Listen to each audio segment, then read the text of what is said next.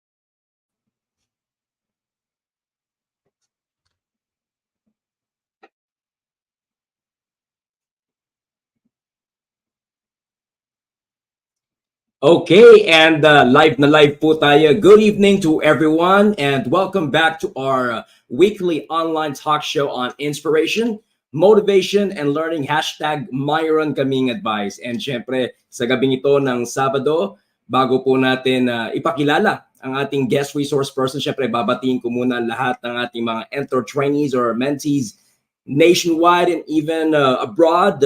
Thank you so much, because if it's not for you guys, we wouldn't have this weekly show.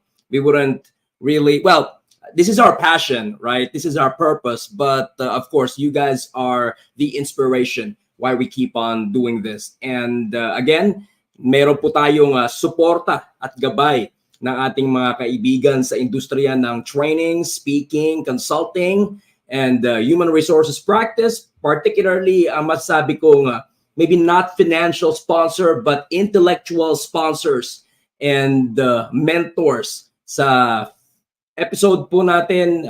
Nakakalabintatlo na tayo, and syempre sa season 5, ang mga kapwa po natin, top 100 Filipinos to follow for inspiration and learning on LinkedIn. At hindi po naiiba ang gabing ito kasi mamaya po, no? Papakilala natin yung magbibigay na naman sa atin ng additional knowledge and skills.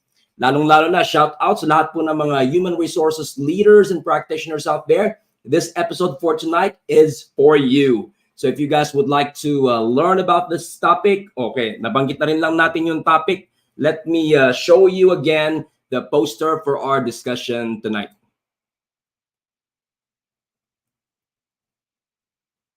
Ayan. So ang ating very special guest, syempre papakilala natin yan in a bit. So nakita nyo naman, AI or Artificial Intelligence in Human Resources, the future of work. So title pa lang, sobrang interesting na.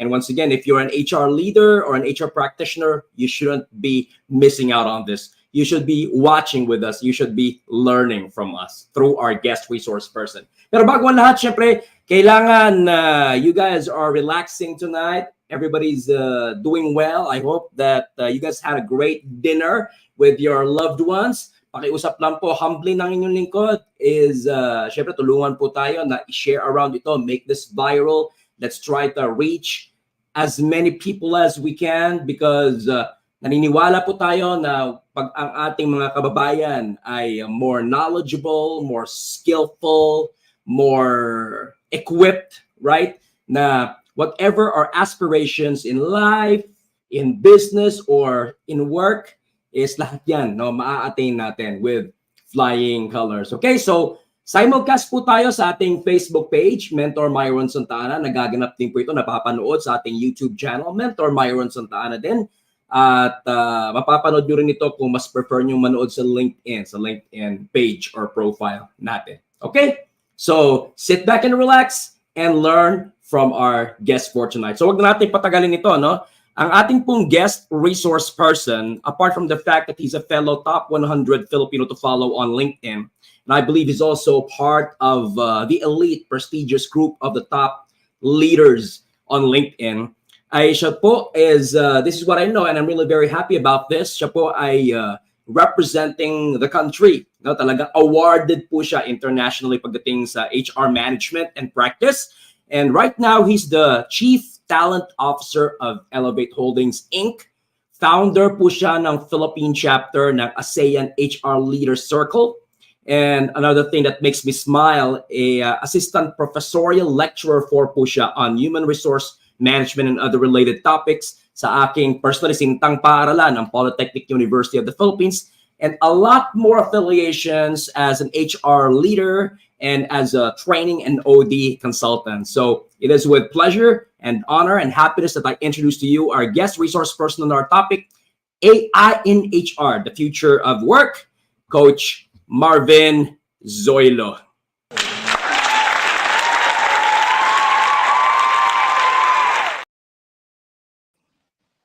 There you go. Hello, good evening, Coach. Hi, Coach Myron. Thank you so much for inviting me, and very quite, very happy to be in the show and have some time to share for our Yes. fellow practitioners out there. That's correct. You're welcome, but of course, my appreciation is twice your appreciation. Maraming salamat, Coach Marvin. I know you're a very busy person with your affiliations, but nagbahagi ka ng isang oras mo ngayong gabing ito. And I couldn't help but notice your background. Is it like, are you in a hotel right now or at an event? This just where I stay at the moment. Oh, I see. Okay, nice place you got there. Okay, Coach Marvin, bago tayo magsimula is, syempre we have to acknowledge muna yung ating mga, yan na, nag-greet na. So let's show and acknowledge this comment from Miss DIY Hacks. Coach evening again, Mentor and Coach Marvin. I believe si Miss DIY Hacks is part of the YouTuber community that we are part of. So maraming salamat sa community ng mga YouTubers. Just keep on doing your passion and inspiring people with your contents. Maraming salamat. There you go. Okay, buti na lang Coach Marvin, no? Available ka ngayong gabi, no? But any other plans that you have personal that you had to take or set aside for this? Wala naman. Oh, well, normal Saturday, I would say. Actually, I normally would also watch your episodes. Oh, So thank you. it's quite thrilling to be able to learn from other practitioners and all the other experts from other field as well. So people who you have invited definitely had also provided additional learnings to me. So I always watch your show. Right. And thank you for your support, Coach Marvin. And likewise, I think and feel the same because sabi nga nila, we always have a room for improvement. That it enriches us if we learn from other people. Especially na ito, I am an HR practitioner, but definitely you have lots of wisdom that I would personally learn from. Kaya without further ado, Coach Marvin, simulan na natin ito. Of course, nakita ko yung profile mo, no? And talaga namang HR through and through. And just like my same question with other people, lagi akong curious what made you enter the world of HR or what got you there? Was it purposeful or intentional or yung iba, aksidente lang or upon discovery lang? What was your story? Yeah, actually, Mentor Myron, it's also a very interesting story for me because my journey wasn't really originally with HR. So my bachelor's degree is totally different. Going somewhere, I wanted to become a doctor, a medical doctor. So I took that route. And I actually took a 4-year course going to a medical field. It's just one time, I was just walking past one of the universities in Manila, and I took another second course, which is education. So that's why I was able to get my license as a teacher. So I LPT. took exactly. So I was able to also get my master's degree for education. So that route actually led me to become a teacher first. And it so happened that one of the first few companies I've worked for has focused on human resources practice. And at that time, they were looking for somebody who has an education background so that they can have a training, they can also provide consulting to their clients. So that's exactly where I started. My entry point for human resources is in organization development and training. And then from there, it just snowballed into, having other functions, that I was able to cover throughout my career. And then, I got so lucky that I had different mentors along the way, especially from very prestigious organizations like PMAP, PSTD, and others. So yeah, so it led to giving me a chance to also become a good coach for other HRs. Right, those are prestigious organizations indeed, filled with lots of stalwarts in human resources, training, and OD. Really very interesting, no? Because you took up education and then you got your LPT. And then one thing is very noticeable, pati yung pag-take up ng master's degree, that you are that kind of person who is passionate in learning, right? Learning and learning and learning and leveling up your learning. Is that right?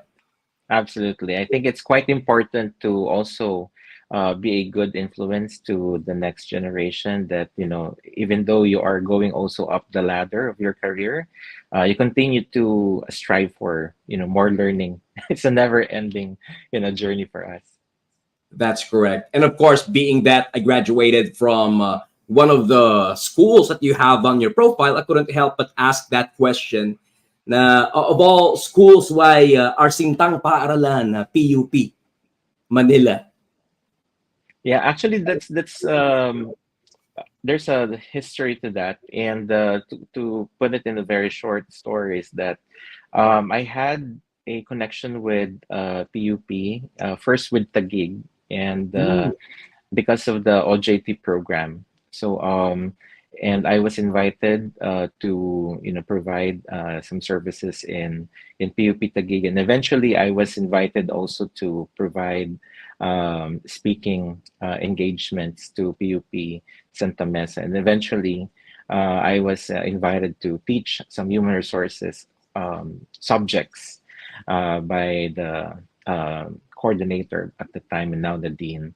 So I have to thank the definitely the people behind this very good, you know, things that is happening to me because of the giving the chance also to give practitioners, in the academe and share our knowledge to, coming from what's happening in the workplace and then putting it into the academics. So students will be prepared. right. And you surely are a very great addition to the faculty because you are exactly what our students need. Not only that you have had a very extensive leadership experience, but you've practiced HR and all facets of it ever since, of course, you entered the corporate world, right? So I could positively tell how much learning you've been able to impart to the student re at PUP Manila. This is Santa Mesa, right? Yes, Is that where you're that's teaching correct. at? I see. So it must still is it still on the fourth floor because I believe it's part of the College of Business, right? I haven't actually taught physically in this Oh, school okay. because I started during the pandemic. I restarted it during the pandemic, and because I'm also traveling a lot, so I'm doing Correct. online. I see. Plus your full time employment, right? Yes, So that's the most convenient for you. Okay, and then before we dig deep into our topic of AI in HR, the future of work, because I also noticed that of course you went up the corporate ladder to already take on very challenging HR managerial positions, right? And for all of our HR staff out there who wouldn't just want to take this function of HR seriously, but would also like to go up the corporate ladder and be more strategic and influential, right? What would be your tips? How to I think get to where you are at right now? absolutely. Aside from hard work and of course understanding the different facets and functions of human resources, is that they should be able to have that flexibility and agility to absorb the knowledge and skills required to become human resources, and it needs to be quite apparent to them, why they're taking up a career in human resources, whether they start out from one of the facets or functions of HR, either recruitment or compensation and benefits, training, employee relations, employee engagement, and others, is that it needs to be clear to them why they are, having that decision to be somehow influential to the improvement of the practice, and at the same time to professionalize the profession of human resources. Ultimately, I always say for those who wants to flourish in human resources, the key to success is understanding the first letter in HR, which is human. So human Human. interaction is quite important. Yes, yes. The best, the most important asset of the company are HR. Okay. And then Coach Marvin, if I may ask about your own HR journey. So just like what you said, did you also start with one function and then you worked your way around all functions until you became a generalist? Absolutely. Like I said earlier, my entry point was training. So as I go into different facets of human resources, I got to also learn more about, what those assignments are and what entails in terms of those processes and procedures. So I was able to understand when I had an assignment on expanding my role as human resources, taking on recruitment, and then Mhm. eventually labor relations. So I had to read the very thick book of Attorney Azucena, which is the Labor Code of the Philippines, which I always say, you should know the labor code if you're in HR. And It's like a definitely, Bible, like the Bibles of HR, right? absolutely, you should take that like a Bible. And also, of course, I went through other learnings as I expand my role as the business requirement as well. I had to take on um, parts of recruitment and definitely employer relations and admin hearings, right? And at the same time, create curriculum development programs for career pathing of the employees. And also, as I go up into a manager and then eventually an executive role, is to ensure that there is a succession planning and strategic planning for the business.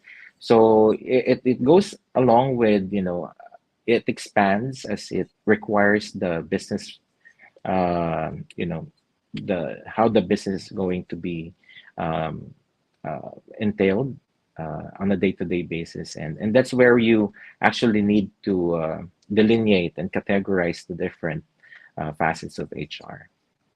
Okay. Now to thank you for that, Coach. No, now to set expectation, the right expectations with our very ambitious HR professionals out there, like in their future, could they still lead an HR department or organization with all of the departments of HR in it or under it, even without being a generalist, meaning they just specialize in one or two of the HR functions? Is that still possible? Absolutely. I think in today's topic, Mentor Myron, as we talk about the future of work and artificial intelligence in HR, and which actually led me to a very interesting discovery. That's why I'm one of the first few HR leaders who stumbled upon, data analytics and also artificial intelligence as early as around 2014, 2015, because of the globalization and the ASEAN integration as well, right? So there's actually two types of HRs in the Philippines. One is a generalist, meaning you are able to function in all of the different facets.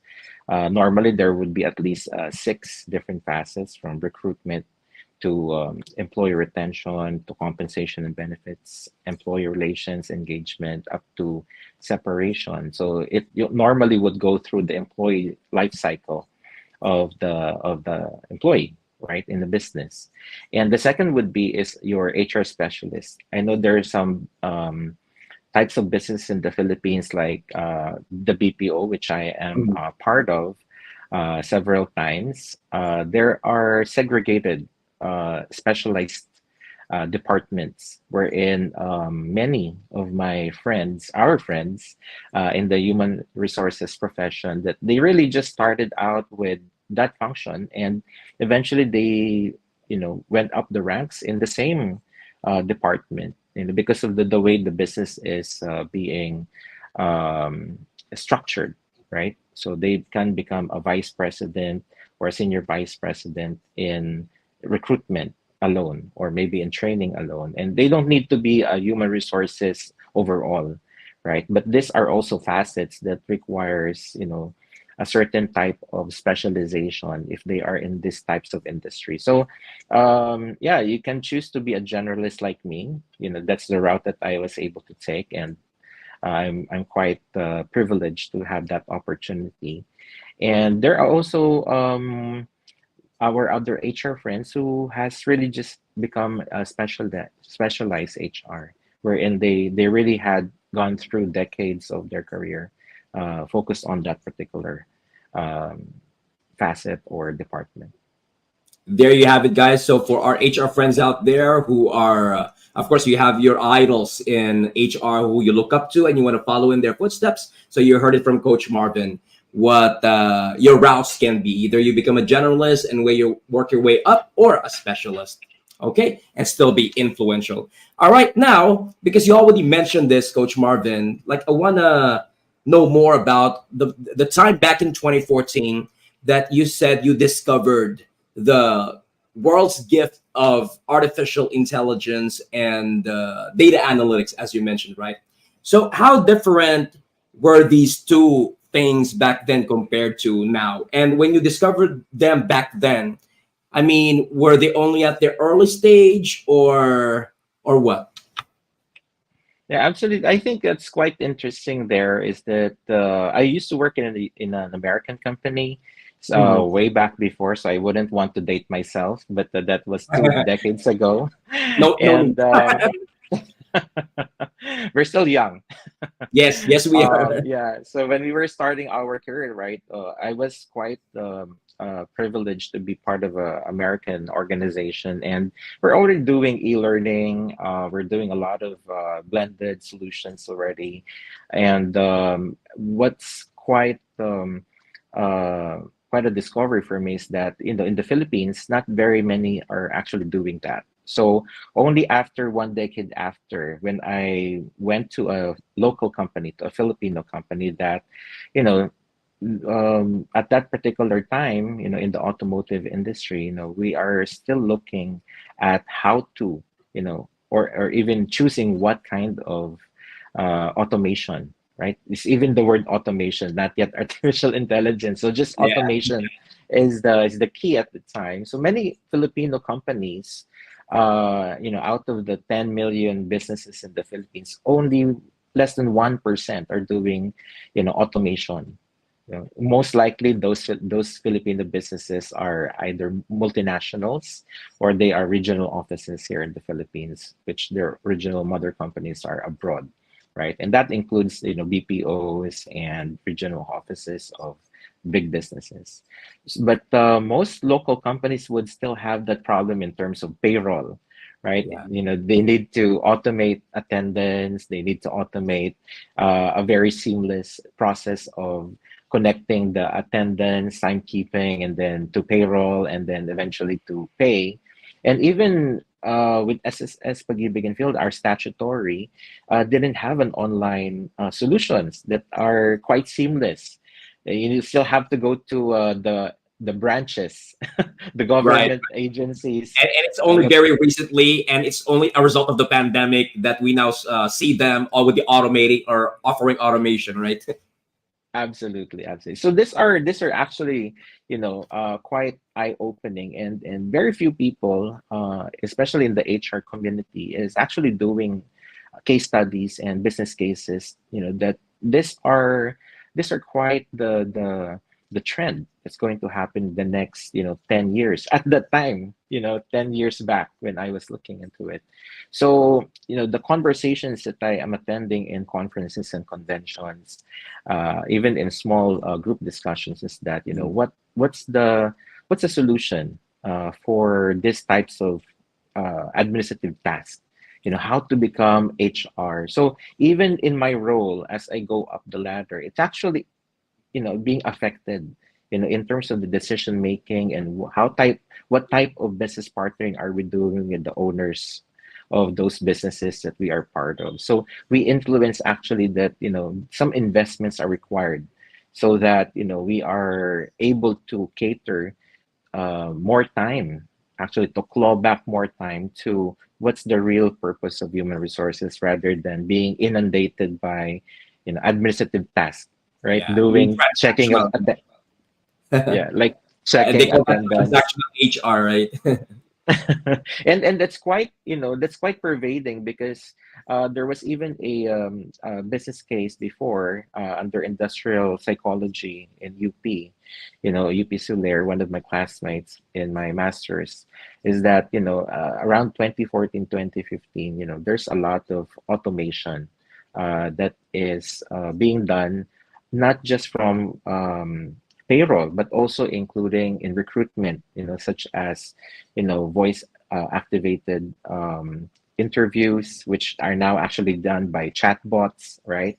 And even employee or applicant tracking system that's now very, very rampant, ATS, and even HRIS systems, right? Wherein, you don't need to print your 201 files, right? Many companies are doing paperless initiatives. So those are just actually very simple things at the beginning. And now, as we go through past the pandemic, right, a lot of the things that are being pushed forward because of the sudden change. We have no chance of surviving if we don't go online. So I think that has definitely provided that context of pushing forward ahead on artificial intelligence. Wow. So that's the promise, the potential of artificial intelligence. And I'm very sure that Coach Marvin will let us preview, right, the benefits and the outputs of artificial intelligence and human resources, and let us foresee, the future of work as well. And we're going to talk about that in detail when we come back after our break. So see you in a bit, Coach Marvin.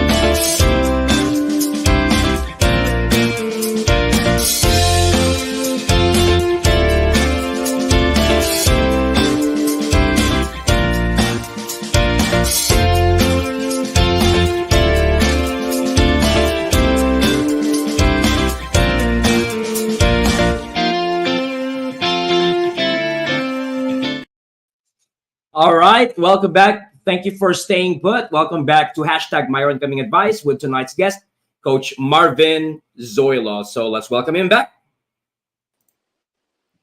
All right, thank you for waiting, Coach. And guys, so Coach Marvin, and we're very thankful, has prepared a presentation for us to discuss our topic, AI in HR, the future of work. So team, let's go ahead and show Coach Marvin's presentation, please.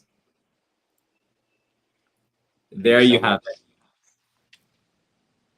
So take it away, Coach Marvin. What do we have here about AI in HR? Definitely. Thank you, Mentor Myron. So, just a very quick overview of what HR is all about moving forward. So, if you think about how HR is now being dealt with, and of course the trend, starting with last year in 2023, we're in, I'm sure ChatGPT and all the other AI information is available, and the ability for many organizations, not just HR per se, but the access to this information and this tool has actually provided much easier navigation towards day-to-day business. So we can go to the next slide and see that what happened is that we are seeing a revolution of how work is perceived, right? So from artificial intelligence, meaning the connection of um, the tasks at hand being done not just from a day-to-day administrative transaction, but also from a point of view wherein the resource information is available through the to our fingertips, meaning through our internet connection. So definitely, it's allowing HR across other industries as well to have access to unlimited information, and that also goes through many other types of ability for the business, such as the IoT, the Internet of Things, like in the industrial utilization of remote abilities of business, to do online. Like example, if you're in Boracay maybe, or you're having your vacation, you can actually do remote work because of the Internet of Things, right? And many industries, especially in the manufacturing and industrial sector, are already doing a lot of robotics, right? Meaning most of the work are lessened in terms of the risk as well as the errors through programming and having the ability to have the manufacturing to be much more leaner, right? So through robotics and at the same time, safety is being done because of robotics, right? So the difficult tasks that could harm a normal human being in certain industries, right? Uh, Especially in the chemical and manufacturing industries, robots has allowed the work to be done much easier. And at the back of all everything is that the machine learning, meaning machines now through artificial intelligence actually now more than ever, has the ability to learn from itself. So the programming is allowed to, learn from its own mistakes, right? Just a few years back in, I think, 2018 or 2019, we're in the Google artificial intelligence has won against a grandmaster in chess. So you just imagine, That's just by understanding the mechanics of the game, they're able to overrun a grandmaster in its own game, right? So that's how also it's being done in industries, right? Uh, Instead of researching and putting empirical data for years and years and being done by several people in those positions, right? Example, in human resources, it may take some time for certain projects to reach um, its full potential, while machine learning allows it to shorten that particular timeline. Instead of 10 years, it can be done just in 1 or 2 years through machine learning.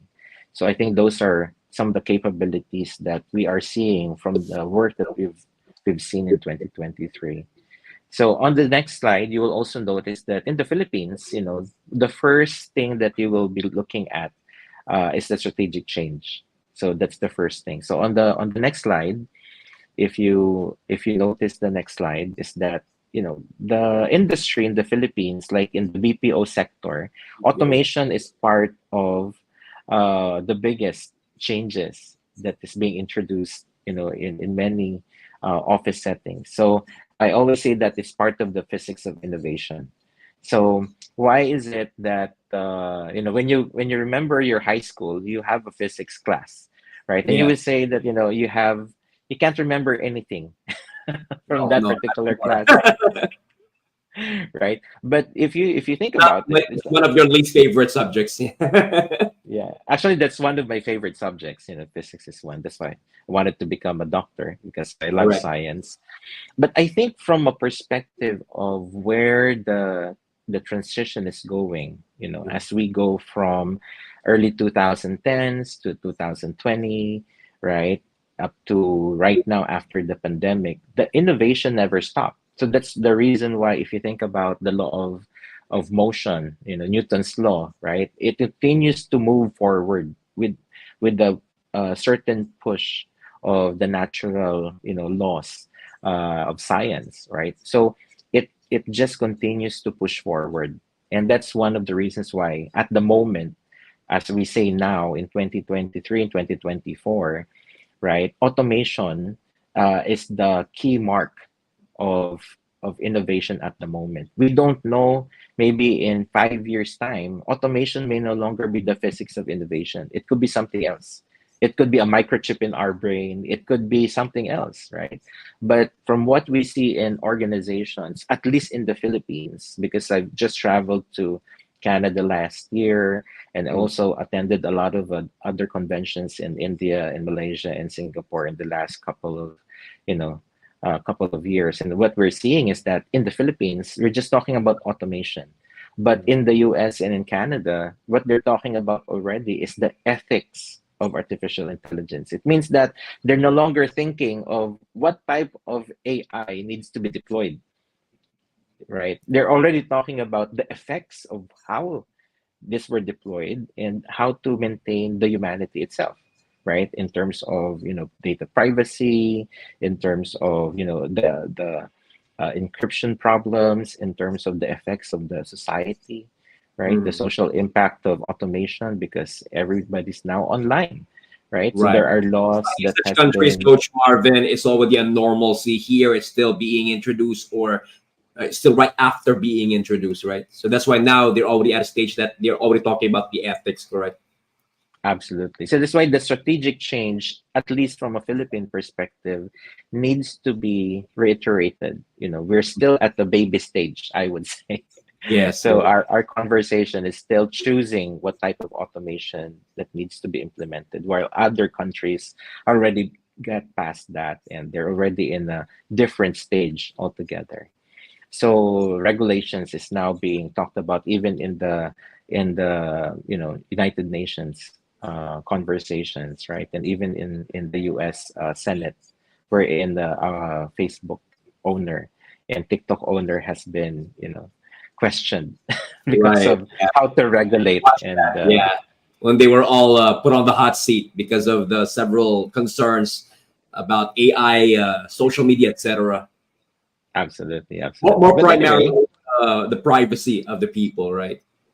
absolutely, yeah. So in the Philippine setting, that's still like fiction. That's still science fiction to us. So, but nevertheless, it's still quite a very interesting, and it's quite exciting to delve into it, because a lot of companies are still needing to improve the way that we are doing things. So on the next slide, you will see that as we progress, and understanding that there's a need for strategic change. You can flip on the next slide, please. There's definitely a tap.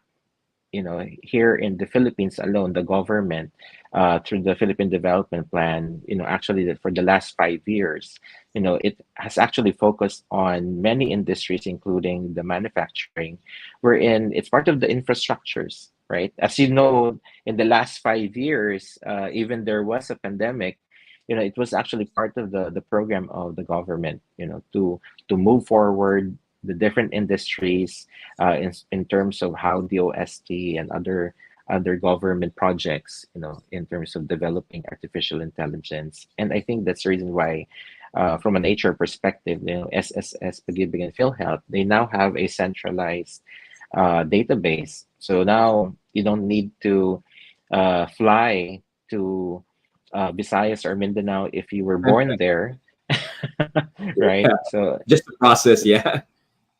absolutely. So that actually takes away a lot of problems because of the introduction of automation. So yeah, so definitely there's a lot of more things to do in terms of the infrastructure here in the Philippines. So on the next slide, other types of manifestation as to where are we in the AI adoption in the Southeast Asian region, or even just in Asia alone. We're still a little bit far. So, I used to work in Singapore as well, and Mhm. Singapore is still one of the fastest in the region, because they've been a regional hub since the early 80s, right? And of course, Hong Kong is there, and of course, the first world countries like Australia and um, definitely Japan. But you will notice that countries like Vietnam, you will be so shocked that Vietnam, Malaysia, they've been adapting artificial intelligence since the early 2000s.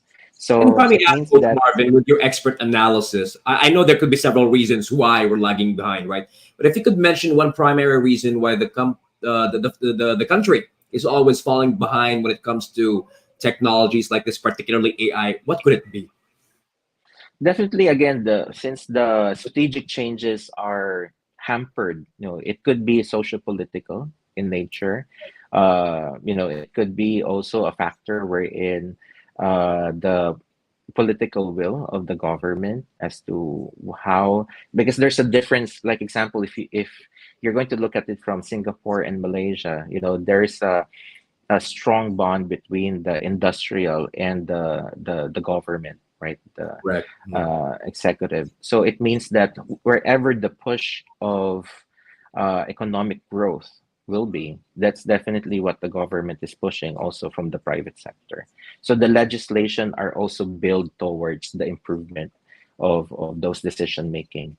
So I think I'm not a politician, nor am I an economic analyst, but based on what we just see, as a citizen of the Philippines, is that maybe those factors really had a big impact on how many organizations, especially in the private sector, would just do things on their own rather than take a lead from the organization through the government.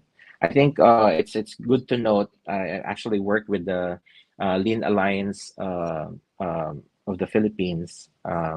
So I think those types of non-government agencies will be able to help push forward some initiatives that will allow, you know, um, the government to think more about the one industrialization. So the industrialization of the Philippines. It's called one, similar to the sound of the number one. Yeah. So one industrialization. So that has been ongoing for the past, I think, 4 or 5 years. So yeah, I think those are some of the areas we're in terms of the costs of the budget of the Philippines. Again, I'm not in any way connected with any government agencies, but if example we take a lead from Singapore or Malaysia, they really have budget that will push forward in terms of research and development towards artificial intelligence and other types of automation. So I think that's where it's costing us. But yeah, but we're actually going there. If you notice here on this particular slide, Mhm. there's a big change, in Yeah. further making it adequate for businesses, because just like the big companies here in the Philippines, right? They have also their own resources to push forward, these initiatives on their own, and the improvements, significant improvements in adapting into artificial intelligence and other types of automation. So in a way, it's influential rather than the government gets influenced. I mean, the government influencing the private sector is the other way around. The other way So around. either way, yeah. So either way, it's still a win-win situation for the Philippines ultimately. Yeah. So on the next slide, Mentor Myron, this is the biggest problem that many had been looking into, the industrial revolution. We're now at the cusp. We're actually living in this industrial revolution and moving forward the fifth one. And people had been talking about this in the last 5 years about, there's a lot of jobs that had been lost and disrupted. And we know that for a fact because of the pandemic, right? Yeah. So there are jobs that had been we have never thought that it would be possible to have work from home, right? If you tell that to an HR personnel, to my HR self 5 years ago, somebody would laugh and say, that's almost an impossibility. But I think because of the force majeure of the, global changes because of the pandemic, suddenly people will have to make that snap decision to say, okay, suddenly computers can be brought home. Suddenly people will subscribe to online services such as what we're using today, Right. similarly, right? And making things possible. So those disruption actually led to almost double the jobs that are now created. So software developers are now more in demand. There's actually content creator, if you notice, has increased also in the past few years, True. right? That's very So true. Yeah. so definitely the change in terms of what the trend is still at the core human interaction, but Mhm. the media by which it is being conducted has just a little bit changed. So there could be some jobs that are originally, very tedious and very administrative, very paper Clarity. oriented. Now it is no longer going to be there. So I think on the next slide we will appreciate it better. Many organizations, who are actually focusing their money in automation says Mhm. that it's not a change that is impossible, as they said. Many phases of the jobs that we're doing in the past at least 50 years have definitely changed. Example would be, the phasing out of the typewriter. I know some of our audience doesn't know what a typewriter anymore is because, they've I learned that been I born. experienced that being that I was a PUP graduate. So PUP graduates and other state universities can relate to that. But Yeah. now, students doesn't know many of those processes that are done, on paper, right? Because of the revolution of robotics. So at the time, 50 years ago, 60 years ago, it's just about robotics. But now the advent of 1990s because of email, and then in the 2000s because of the World Wide Web, internet, right? So everything else has been now at the, put into a small gadget, which is your cell phone, right? You Yeah. can do just Exactly. like what I'm doing right now. I'm very, very remote place and I'm using my phone.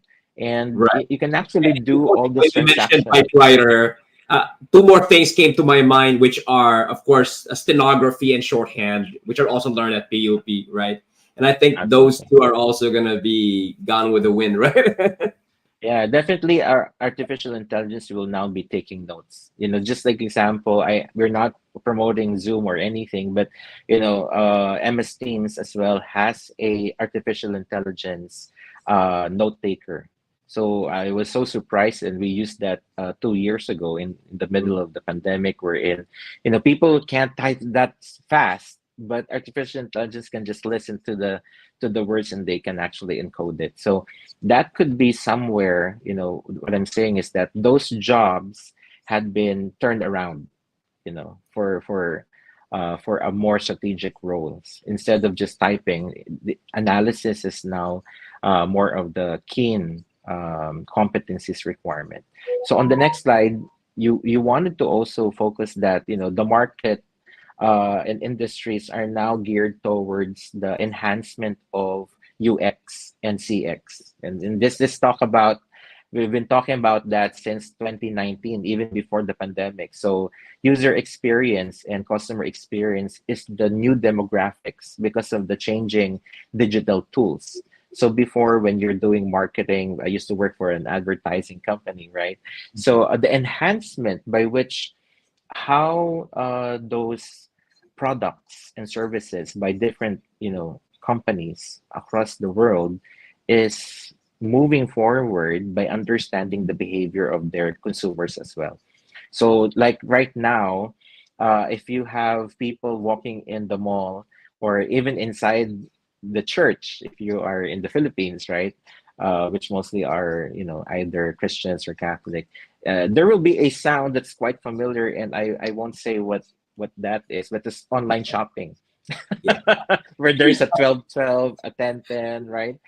Right. And that's actually has moved forward the behavior of how technology is being utilized on a day-to-day basis. So the market trend actually drives the new demographics by which online and artificial intelligence is being done. And just like what I mentioned earlier, that's why TikTok and Facebook and other social media is being questioned as to how much the responsibility of these big businesses do have in terms of this, new demographics. What's their accountability? But we're not even there in the Philippines. So we're still, trying to put up with all of those technologies into play. So yeah, just thinking about, how we have been revolutionized in the last 10 years in terms of transportation, in terms of buying stuff, right? You don't need to go out anymore, right? And it's in an app. It's an application tool. Before you have to call a hotline to order a hot pizza, but now you don't need to, right? It's just Just use your ordered app. online. Absolutely. So this changed the behavior of the consumer. Hence, it also changed the behavior from a strategic point of view of businesses as well. And that also impacts human resources. So on the next slide, Mentor Myron, you will notice that many companies are leveraging on the future of business and innovation through exponential change, and that is to leverage on technology. So of course, many companies would always, have linear. They will have linear improvements. I used to work in an American company, like I mentioned earlier, and it took them 250 years to become, number one across the world. But now, imagine just a transportation app. You know what I'm talking about. Yes. They actually changed the way transportation is done, and you know that on a daily basis now, because if you are in the traffic, you don't need to bring your own car. You can just hail a somebody's vehicle, just pay them, right? Especially when So your own that's car needed on a certain day, right? absolutely, absolutely. So that actually changed the exponential change of businesses, right? So the emergence of this new technology has changed the way innovation is being adopted. So on the next slide, if you're in the business, you need to think about technology as your biggest leverage. So on the next slide, we wanted to know where your business is. So as an HR, now I'm talking about my experience as an executive. What I teach in human resources, especially the people that I've handled in the past years, is that you need to understand where are you at in terms of your priorities. So some companies, they are going to be fixated on several things, and definitely that is to be on trend. Filipinos like to be on trending, right? So you wanted to help out your business decision makers, the owners or other department leaders, help them up to what extent of change they want for their departments. And you want to also identify the nature of that change. Because you Mhm. cannot be, today you are saying we want to be paperless, and then tomorrow we are going to be doing something else, right? So it also requires some strategic, timelines for you to be able to either do an incremental change, which means that it's a transformational change. Ideally, what you want to do is an evolution, or else you want to do a revolution, meaning you want to be a trendsetter, right? Mm. Or you could be in the adaptation stage, wherein, just like in the Philippines, we are still cramming into choosing which type of automation we want to do for our business, which is personalized, right? And there could be also a type of reconstruction wherein some companies really have to invest, literally invest money, so that their businesses, literally their office look is different, industrial type. They'll have to demolish their building. They have to renovate their offices to look more industrial type, to be more conducive for, different types of open scenarios, or open type of uh, you know setting, right? Mm. And especially now, many companies are now adapting a remote work, Yes. capability, right? A hybrid work environment. So it's up to the business to understand where are you at. Do you want to adapt? You want to evolve, very, very fast, or you want to be a trendsetter wherein nobody has trekked in that path, but you want to be the first company to do it, or you want to really just reconstruct it and say, this is the new me. This is the new business model that I wanted to do. So I think from an HR perspective, it allows HR to understand, how can I be of support? Because remember, we are the human side of the business. So we Mm. need to provide the proper training, the proper curriculum, even the mindset, which on the next slide, I want to focus on innovation, right? So yeah, go ahead. So the mindset now on the next slide is about the advent of the fifth industrial revolution, which is to make things easier. And that's actually what happened with ChatGPT. And I remember I was invited in the university a few months ago, and the question is that, so does ChatGPT actually encourage students to become lazy?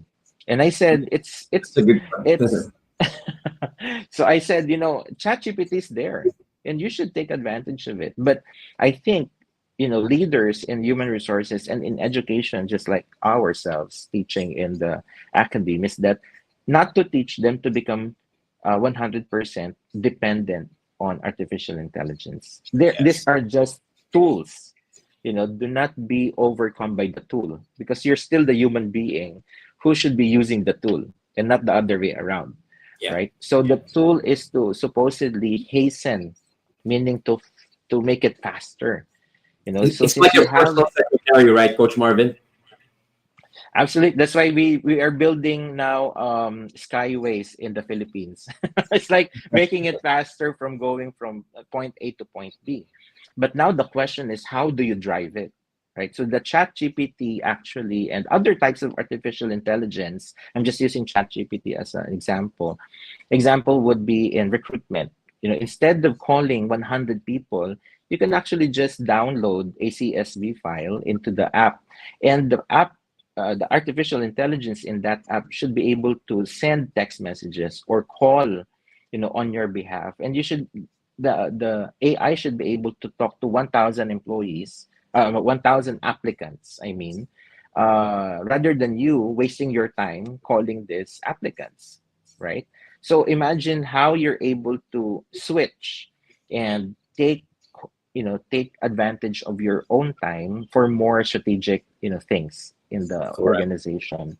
So that's how we And in should be fact, Coach Marvin, teaching. I've even learned of this new technology in recruitment, wherein if you could just get a digital copy of your candidate's resume, there's this AI or software or app that can already read through the Yep. resume and do the filtering or screening for you, which is amazing, right? Absolutely. That's actually that's one of the things that is being done as a standard in Canada.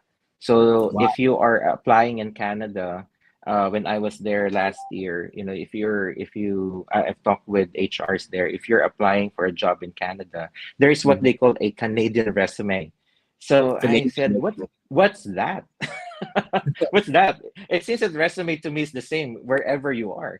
So apparently, because of the programming that is being done, that is being stated in by the government, this is one of the things that they've standardized, is that to make it easier for the Ministry of Manpower, like their DOLE, is that to make it easier for organizations to filter through. There's what they call a Canadian resume.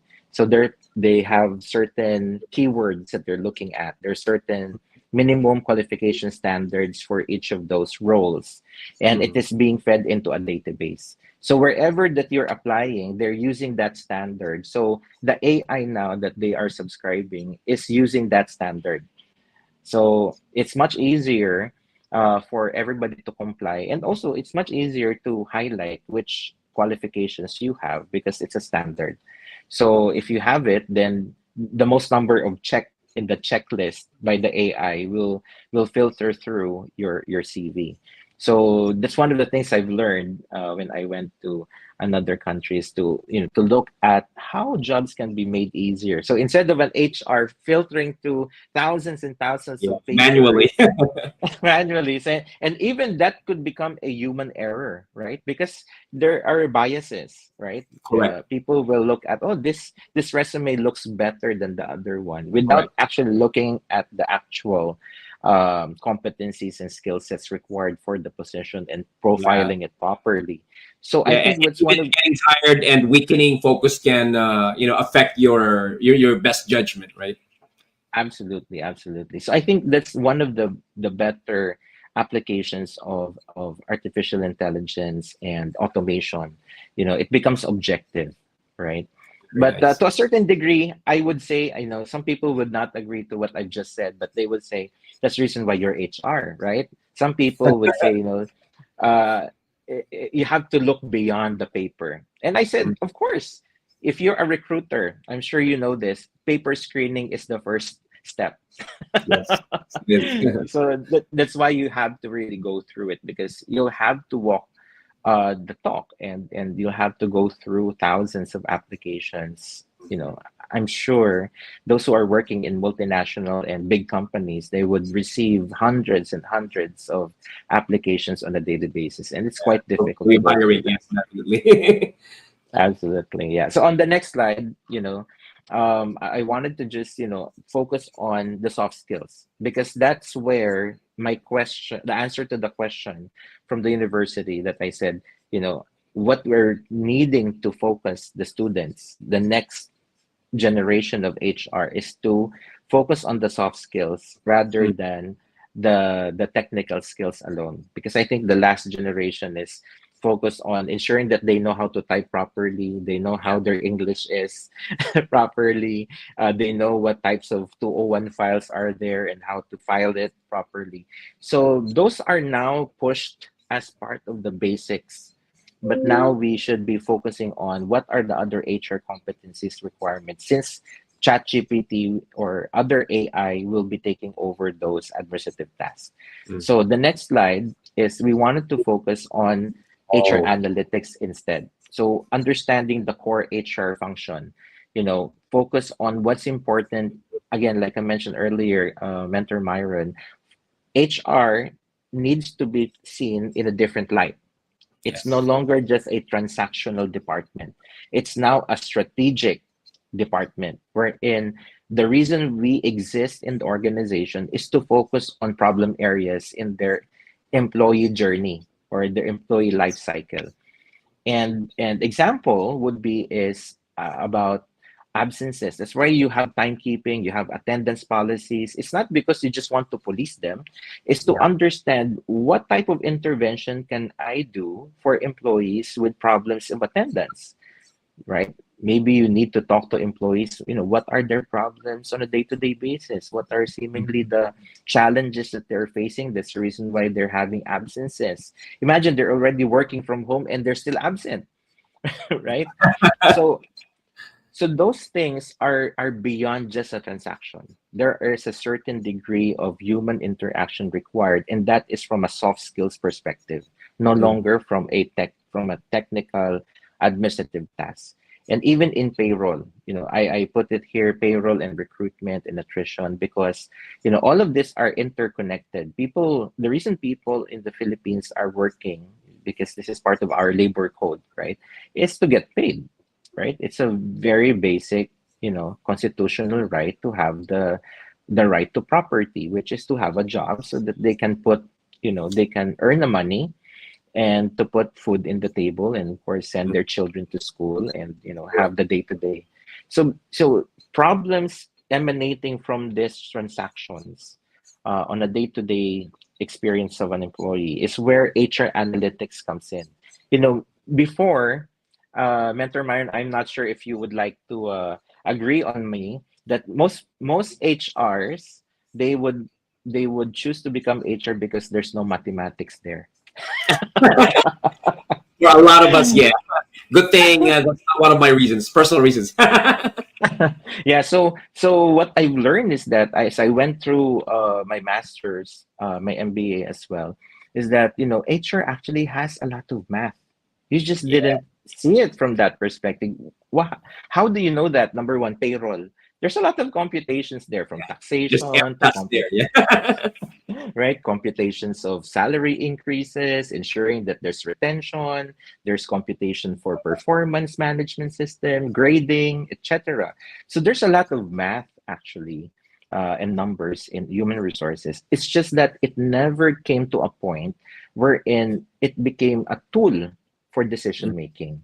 So it's just yeah. seen as statistical treatment or methodology, so that HR would look like we're intelligent.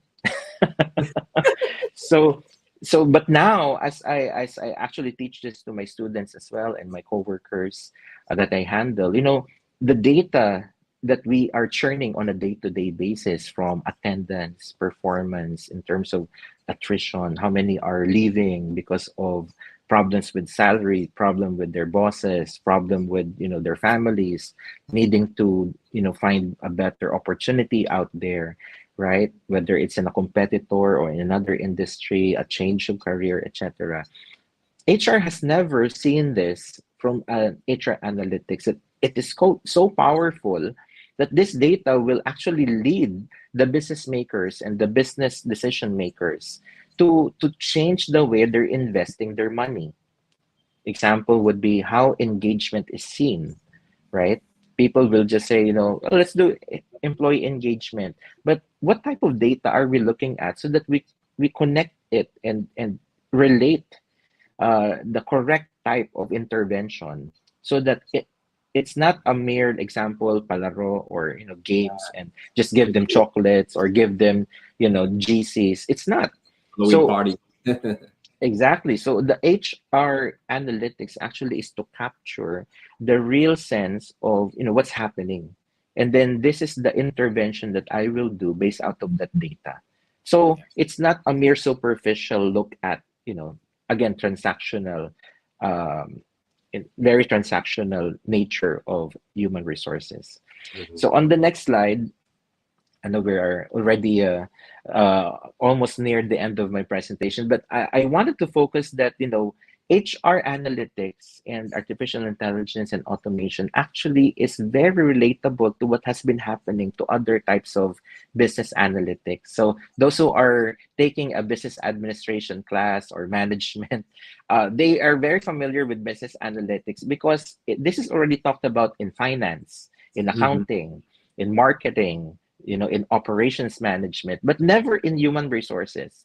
So that's Correct. why I'm quite happy for PUP, shout out to PUP, that it's part of their curriculum to include business analytics, because it's actually a connecting portion wherein we understand where does HR come into play in terms of the whole process in the business. Sometimes the silo mentality, saying that, "Oh, I'm not HR, so I shouldn't know about it. Oh, I'm HR, I shouldn't know about operations."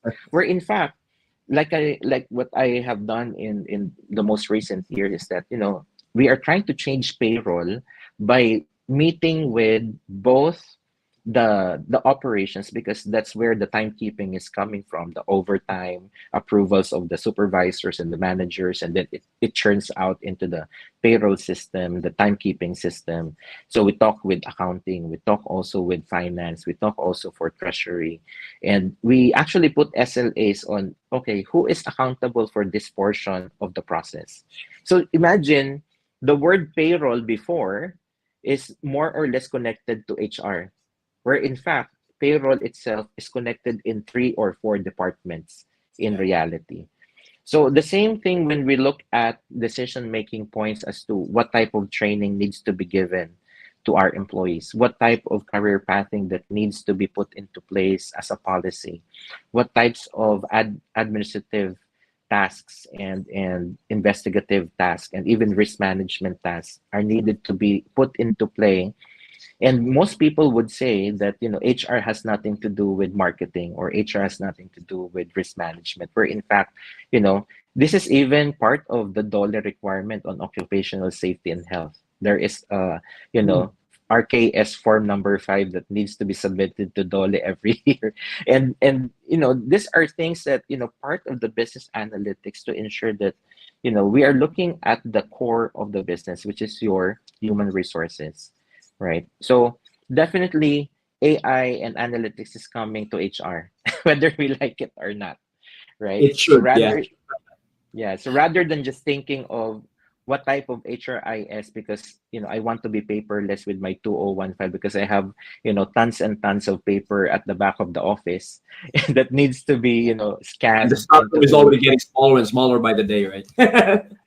Absolutely. So you wanted to capitalize on the fact that these are not just transactions that are very uh very superficial, but instead you want to be strategic in the organization as well. On the Right. next few slides, I wanted to go there very, very quickly, is that, we need to be the internal strategic partners using technology, whether from HR to finance, to HR to supply chain, or HR to marketing through CRM and sales, right? Or even in manufacturing, if you're in the manufacturing industry. HR is at the core of all of these processes. We can never be away from these processes because there are employees in those departments. And part of our job as HR in the organization development is performance management as well, right? So it's understanding what type of skill sets that our employees require. And we should be able to provide those competencies and how and what type of journey that they also have to go through so that they feel fulfilled as they go through the day to day, rather than dragging themselves into the workplace because they need to just have a salary. Yeah. Yeah. So Just go through the on the drill and routine stuff every day, right?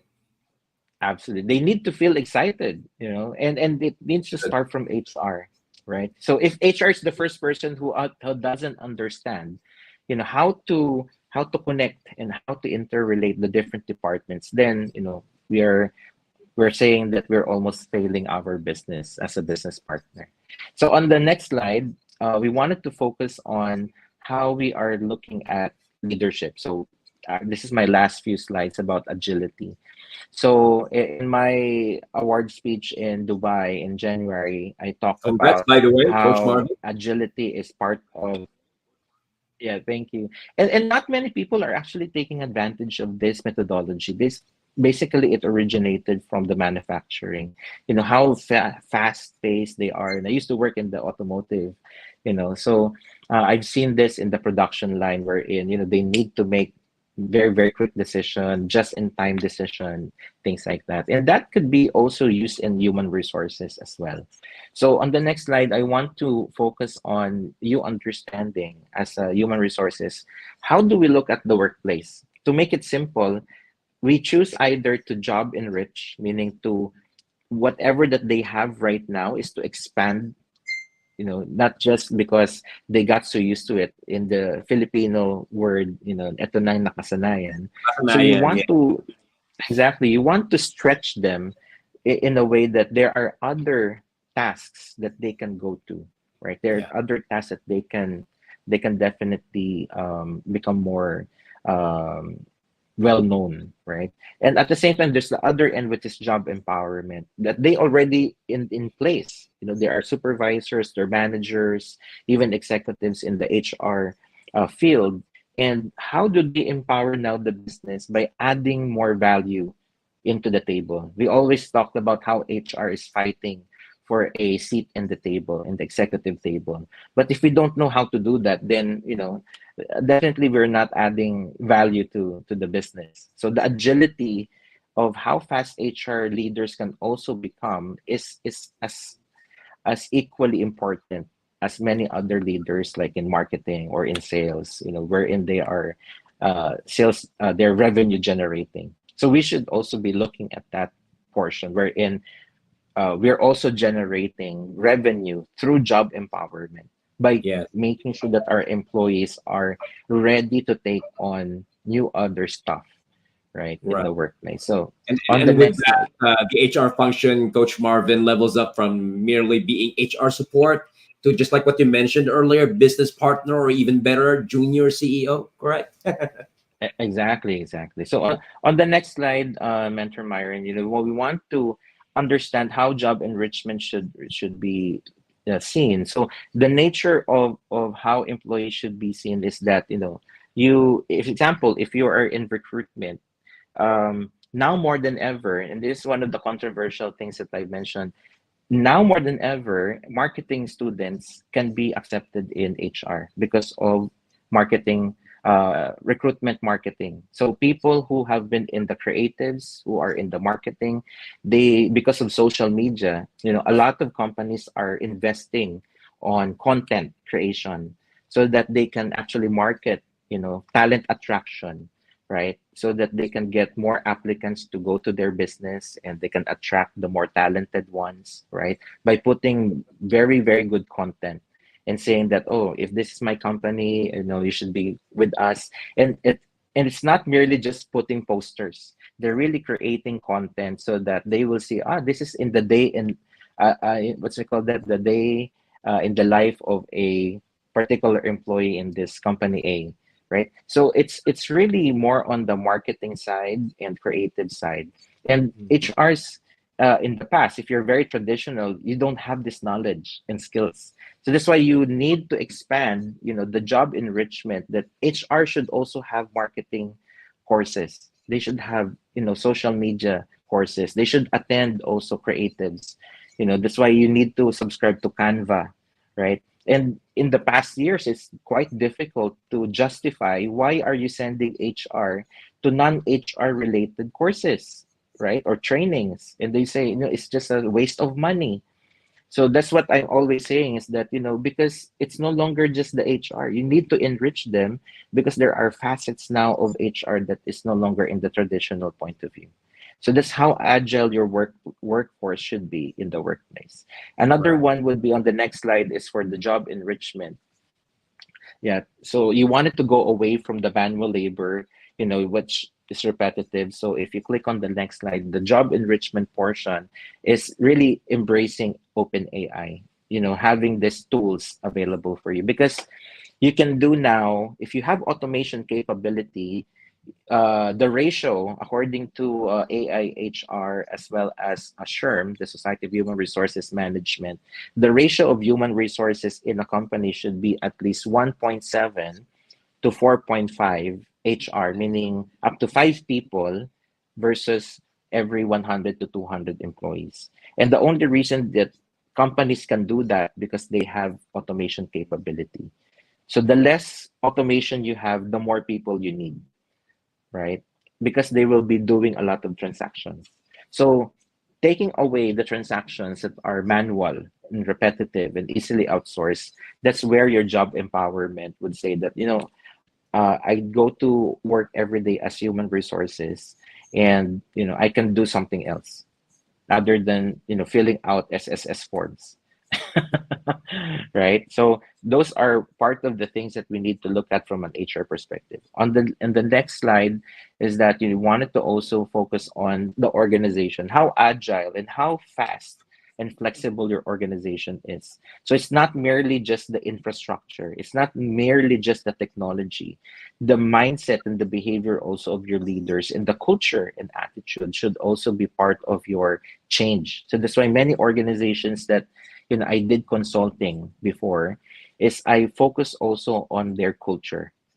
So because even if they want to adapt all of this AI and all of this automation, but if their culture is still backward, meaning it's so difficult to get budget because the owners doesn't think that this is important, they don't think that this is going to be helpful. So the leadership portion there needs also to be in an agile, organization, the agility to move from one, traditional going to the future of work, right? So the business practices, the policies and procedures need to be reviewed if there's needed to change the infrastructure and even the design of the office that needs to be done.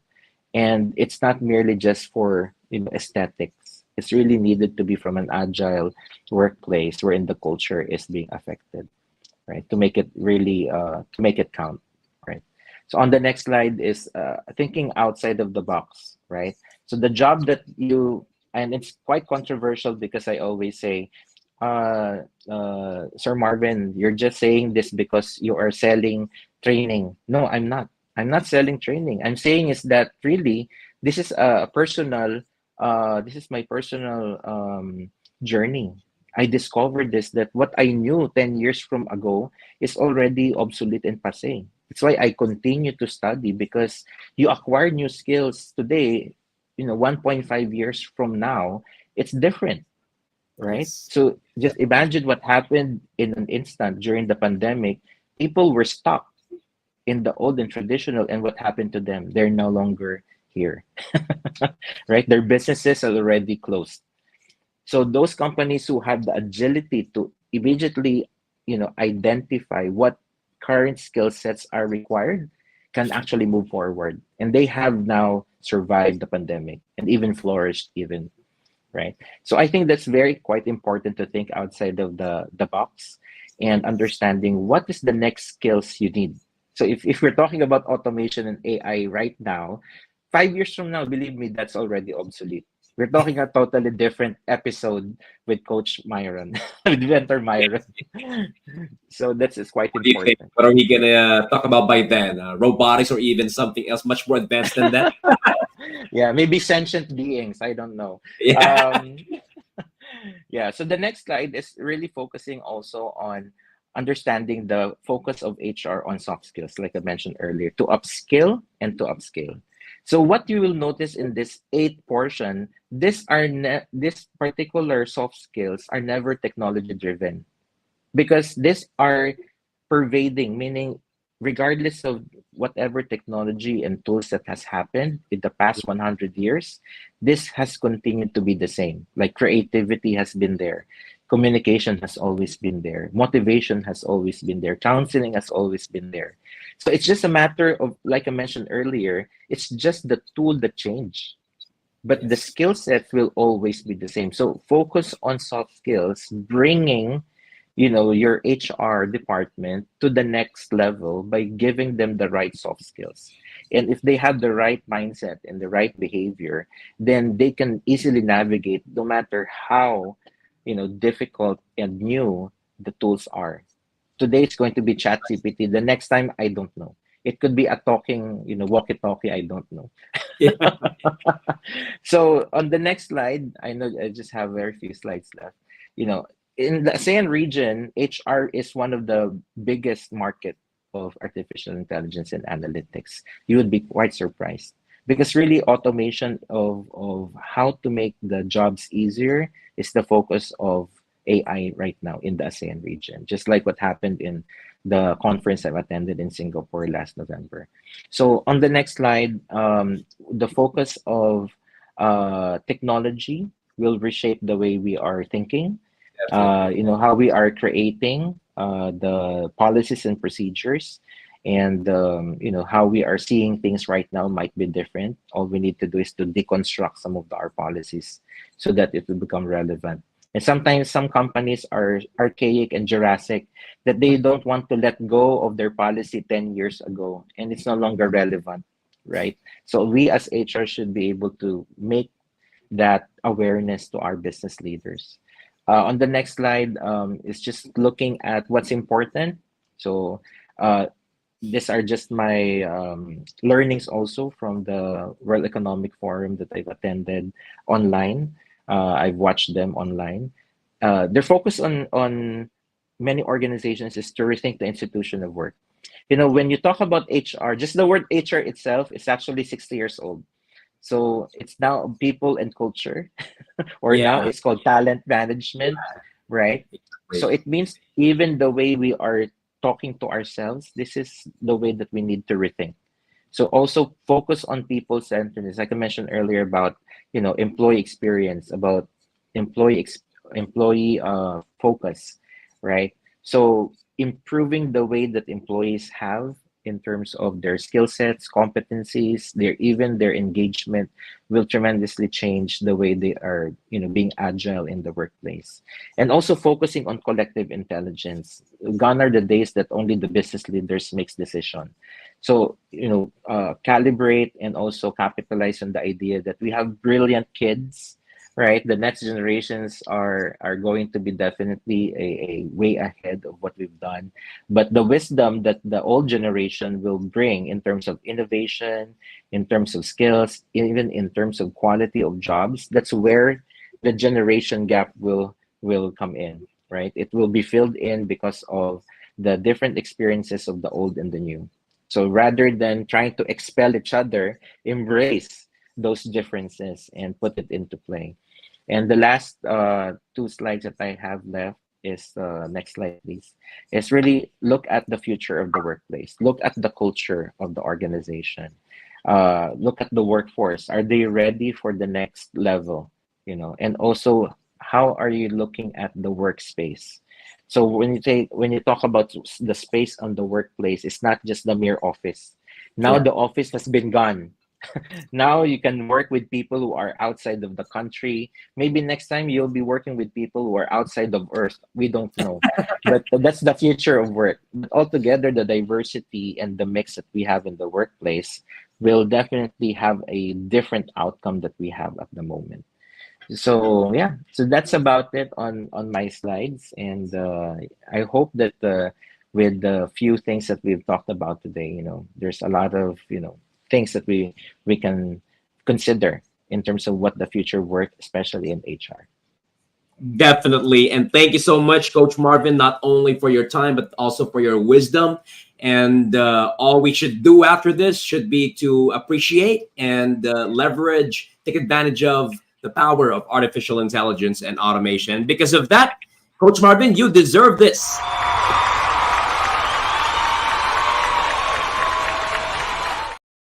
So again, Coach Marvin, on behalf of MSS Business Solutions team, thank you so much for your time. And I look forward to meeting in person all of my fellow Top 100. Hopefully, there's another event that I could, make it up for. All right. So I'll see you around, Coach Marvin, and enjoy the rest of your weekend. Good night. Thank you and good night.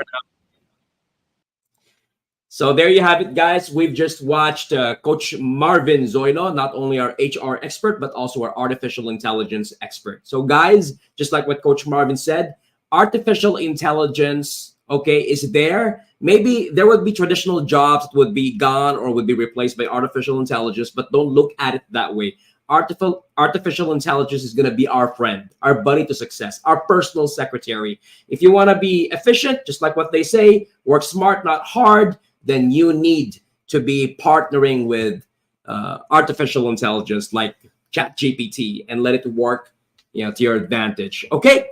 So ayan guys, natuto na naman tayo sa isa na namang Sabado na puno ng blessing ng Panginoon. At once again, syempre, dapat hindi lang natin pinanood, pinakinggan si Coach Marvin. May mga takeaways tayo, ang dami na nakuha sa kanya. Kaya kung ikaw po ay HR practitioner and you wanna be able to do your job really well, so i-apply po natin pabalik sa opisina yung mga natutunan natin kay Coach Marvin. And it convinced the top management to take advantage of and maximize artificial intelligence and automation, and to also equip our people with one of the or two of the top most values nowadays if we want to progress further: innovation and creativity. All right.